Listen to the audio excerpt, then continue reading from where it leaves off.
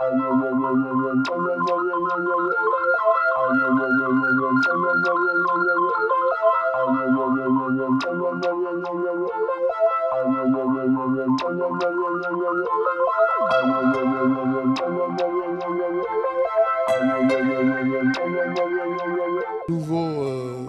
produit pour cloisonner les lieux. C'est une cloison, une partition en fait. C'est presque une partition musicale, vous voyez, parce qu'il y a déjà des notes dessus. Donc c'est un produit qui est modulaire, mais en fait ce qui le caractérise, c'est qu'on ne voit pas où il commence, on ne voit pas où il s'arrête. Il est tissé en fait. Et ces ondes aussi ont un excellent effet de correction acoustique quand vous parlez, c'est très important. Et vous pouvez accrocher à n'importe quel endroit sur cette partition des éléments qui vont venir après, qui sont des étagères, des volumes pour accrocher des dossiers, pour poser des éléments, des tablettes, des choses comme ça, à votre gré. Voilà. Donc c'est vraiment un élément élémentaire, tout à fait essentiel, tout à fait basique, c'est presque un composant. Sauf que ce composant, il donne de la qualité à ces objets qui sont souvent ces cloisons de plâtre ou avec des joints comme ça, je ne sais pas combien, qui n'en ont aucune en ce moment. Donc voilà, quelquefois, les architectes s'intéressent à des choses qu'on ne voit pas vraiment, mais qui changent quand même la nature profonde des choses. Quelle est votre conception du design aujourd'hui?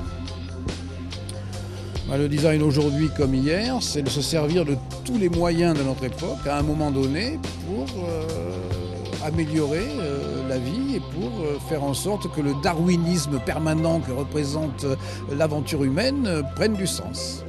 Et Milan, c'est considéré la capitale du design. Est-ce que vous êtes d'accord ou pas? Je suis d'accord.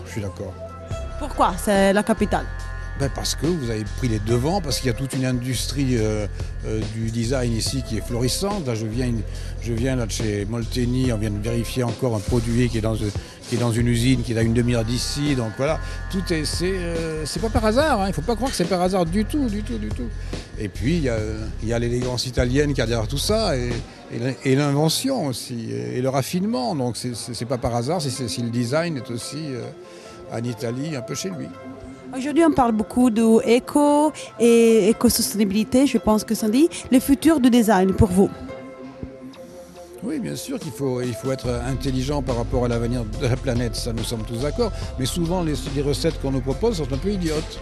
Par exemple, dans le domaine de l'architecture, on nous dit maintenant faites des maisons complètement fermées, avec des petites fenêtres pour que ça déperde pas la température. Si on fait ça, c'est comme des frigos, vous voyez, avec des petits hublots comme ça.